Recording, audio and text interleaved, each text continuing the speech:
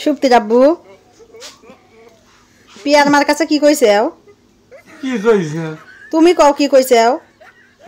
পাগল, তোমার কষ্ট দেয় সহ্য হইল না?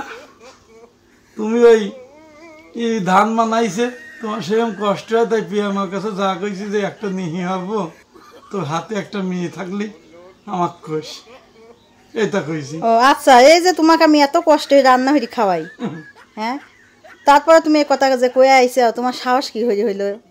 আরে তুমি বোঝো না, 12 বছর আগে যখন তোমার বিয়ে হয়ে আনি, তখন তোমার ওই টিউবওয়েলে ঠাইসি পানি তুলতে কষ্ট হয়েছে, আমি তোমাকে ভালোবেসে মোটর এনে দিছি। হ্যাঁ, তারপরে চুলায় তুমি লাকড়ি দিত ভাত নাইবি লাগলে তোমার কষ্ট হইলে তুমি গ্যাস এনে দিছি। হ্যাঁ দিছে। এখন আবার তোমার ওই ধান তুলতে কষ্ট হইলে তুমি, আমি ওই ভালোবাসে পিয়ার মাখা কইছি যদি একটা মেয়ে চালাইনি দেয় তোমার সাথে কাজে সহজ হইতে হইলে এই আর কি। আচ্ছা, কয়েকদিন আগেও তুমি কিসে মাইর খাইছে? এর মধ্যে আবার হ্যাঁ, এর মধ্যে আবার মা আসতেছে কে? না কও, কয়েকদিন আগেও যে তোমাকে মারিছি, কিসে মারিছি কও, কি দি মারছি? সে তখন তো খুব জানি ছিল।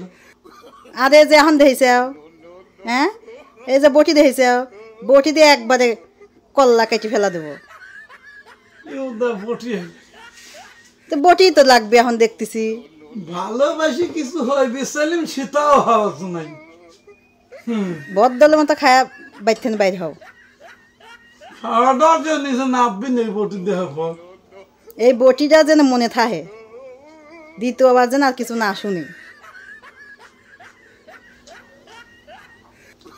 জীবন তামা তামা, একালে মানসিক বেশি ভালোবেসে কিছু হওয়াও নাই। আমি আমার মঙ্গল চাইছি, আমি তোমার মঙ্গলই চাইছি।